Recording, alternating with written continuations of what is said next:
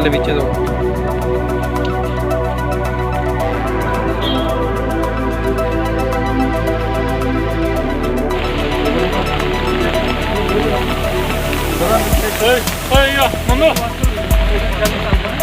Background बहुत बढ़िया, ये जो पैर है।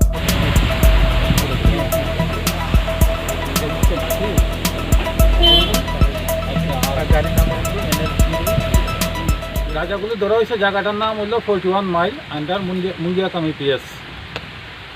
প্রিলিমিনারি ইন্টারোগেশনে যেটা উনি বলেছেন, মানে ড্রাইভার এবং অ্যাসিস্ট্যান্ট যাদেরকে আমরা অ্যারেস্ট করেছি, ওনারা বলেছেন যে জায়গাটা এসেছে ফ্রম আগরতলা সাইড। তো ডিটেল ইন্টারোগেশন করা হবে, অ্যাকচুয়াল সাইট কোন জায়গাতে আনা হয়েছে সেটা আমরা বের করব। দুইজনকে আমরা অ্যারেস্ট করেছি, একজন হলো হাবিব আনসারি, আরেকজন হলো সুনীল কুমার। একজনের বাড়ি বিহারে আছে আর একজনের বাড়ি ইউপিতে। গাড়ি নাম্বার NL0216846, আর গাঁজা পাওয়া গেছে 5364 কেজি।